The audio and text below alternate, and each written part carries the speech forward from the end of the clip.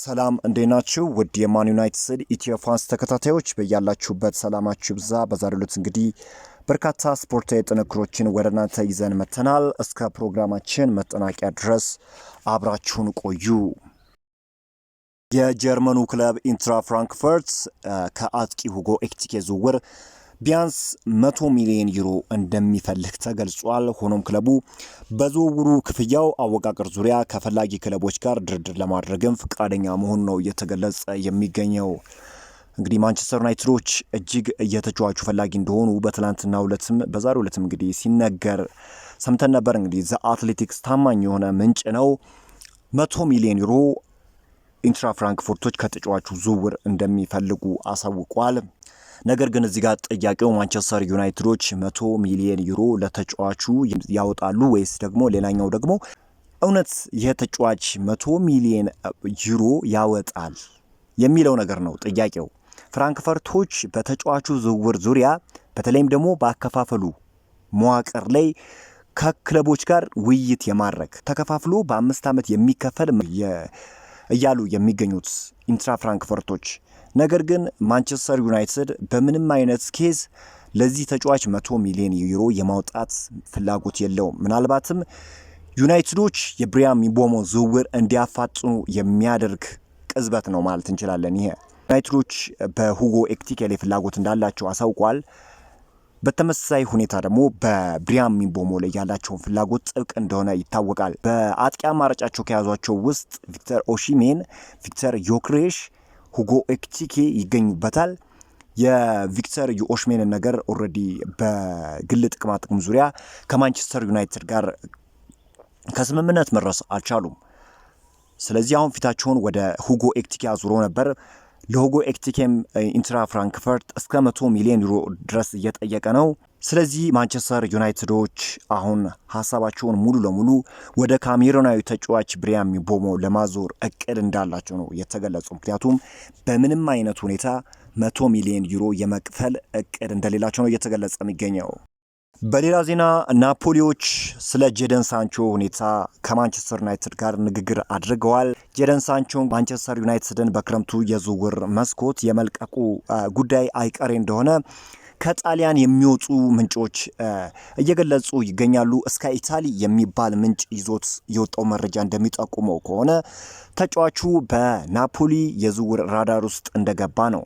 ከጄደን ሳንቾ በተጨማሪ አሌሃንድሮ ገርናቾም ናፖሊ ይፈልጋል። ነገር ግን ማንቸስተር ዩናይትዶች እስከ 70 ሚሊዮን ዩሮ ድረስ ነው ከአሌሃንድሮ ገርናቾ የሚፈልጉት። ባይ ዘ ዌይ አሌሃንድሮ ገርናቾ ፖቴንሻል ያለው ተጫዋች ነው ይታወቃል። በበርካታ የእንግሊዝ ክለቦችና በጣሊያን ክለቦች እንደሚፈለግ የሚታወቅ ጉዳይ ነው። ነገር ግን ማንቸስተር ዩናይትዶች እስከ 70 ሚሊዮን ዩሮ ድረስ ከተጫዋቹ ይፈልጋሉ።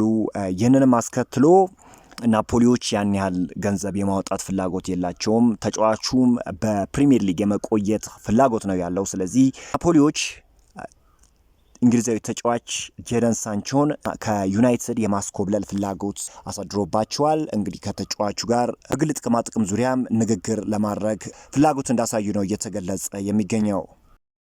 ሌላኛው መረጃችን ካሜሩናዊ ተጫዋች የሆነው ብሪያን ምቤሞን ይመለከታል። እንግዲህ ካሜሩናዊው የፊት መስመር ተጫዋች ብሪያን ምቤሞን ወደ ማንቸስተር ዩናይትድ ለማምጣት የሚደረጉ ንግግሮች ዛሬም ቀጥለዋል። ከተጫዋቹ ጋር ሙሉ በሙሉ በሚባል ደረጃ ከስምምነት እየተደረሰ ቢሆንም ከተጫዋቹ ክለብ ብሬንትፎርድ ጋር ድረስ የተደረሰ ምንም አይነት ስምምነት የለም። ፋብሪዚዮ ሮማኖ ይዞት የወጣው መረጃን ወደ እናንተ ላጋራችሁ። ማንቸስተር ዩናይትዶች የብሪያን ምቤሞን ዝውውር ቅድሚያ እንደሰጡና የተጫዋቹንም ዝውውር በመጪዎቹ ወይም በሚቀጥሉት ቀናት ውስጥ የመጨረስ ፍላጎት እንዳላቸው ተገልጿል። ስካይ ስፖርት ይዞት የወጣው መረጃ እንደሚጠቁመው ከሆነ ተጫዋቹ ሙሉ ለሙሉ ፍላጎቱን አሳውቋል። ወደ ማንቸስተር ዩናይትድ ማቅናት ብቻ ነው የተጫዋቹ ፍላጎት። ቶማስ ፍራንክ ወደ ቶተንሃም ካመሩበት ጊዜ አንስቶ ምናልባትም ተጫዋቹ ወደ ቶተንሃም ሆትስፐር ያቀናል የሚሉ መረጃዎች ሲወጡ ነበር።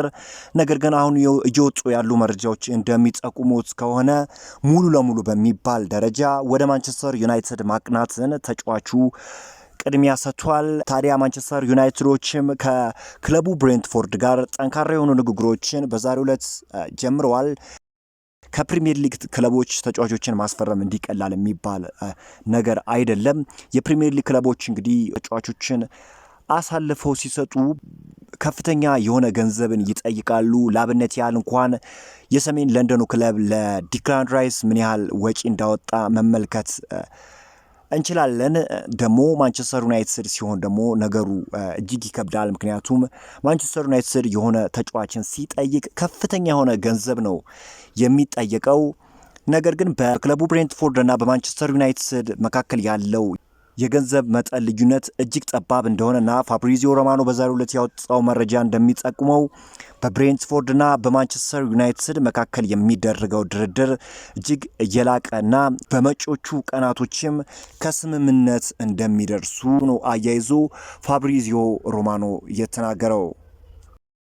ሌላኛው መረጃችን አርጀንቲናዊ ተጫዋች የሆነውን አሊያንድሮ ገርናቾን ይመለከታል።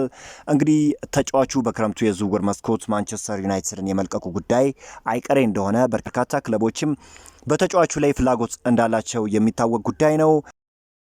ሌላኛው መረጃችን ሞሮካዊ ተጫዋች የሆነውን ብራሂም ዲያዝን ይመለከታል። የሪያል ማድሪድ ተጫዋች እንግዲህ በሪያል ማድሪድ ቤት ደስተኛ አይደለም። በተለይም ደግሞ በቂ የሆነ የመጫወቻ ጊዜ በሪያል ማድሪድ ቤት እየተሰጠው አይደለም። ምንም እንኳን ሪያል ማድሪዶች አዲስ ኮንትራት ለተጫዋቹ ሊያቀርቡለት ዝግጁ ቢሆንም ተጫዋቹ ግን በቂ የሆነ የመሰለፊያ እድል ወደሚሰጠው ክለብ ማቅናት ይፈልጋል። ዩናይትዶች አሌሃንድሮ ገርናቾን የሚሸኙት ከሆነ በምትኩ ታዲያ ብራሂም ዲያዝን የማስፈረም ፍላጎት እንዳላቸው ይታወቃል። ይህ ሞሮካዊ ተጫዋች ድንቅ እንቅስቃሴን ማሳየት ችሎ ነበር። በተለይም አትሌቲኮ ማድሪድ ሪያል ማድሪድን በገጠመበት ጨዋታ ድንቅ ጎልን ማስቆጠር ችሏል። እጅግ ድንቅ እንቅስቃሴን ማሳየት የቻለ ተጫዋች ነውና ማንቸስተር ዩናይትዶችም ተጫዋቹን ከሪያል ማድሪድ ለማስፈረም ጠንካራ የሆነ ስራን በመስራት ላይ ይገኛሉ። እንግሊዛዊ ተጫዋች ማርከስ ራሽፎርድ ወደ ባርሴሎና ማቅናት እንደሚፈልግ ከዚህ በፊት በርካታ መረጃዎች ሲወጡ ማስተዋል ችለን ነበር። ታዲያ ባርሴሎናዎችም ቢሆን በተጫዋቹ ላይ ፍላጎት አሳይተዋል። የተጫዋቹ ጉዳይ ማለትም ይህ ተጫዋች ወደ ባርሴሎና የሚያደርገው ዝውውር እጅግ የመሳካት እድሉ እንደሰፋ ነው የተገለጸው። ምክንያቱም ተጫዋቹም ደሞዙን ቀንሶ ወደ ባርሴሎና የማቅናት ፍላጎት እንዳለው ተገልጿል። በማንቸስተር ዩናይትድ ቤት የሚያገኘው ደሞዝ ነበረ ለዝውውሮች እንቅፋት ሲሆን ያስተዋል ነው። ተጫዋቹ ደሞዙን ቀንሶ ወደ ስፔኑ ክለብ ባርሴሎና ለማቅናት ፍላጎት እንዳለው ነው የተገለጸው።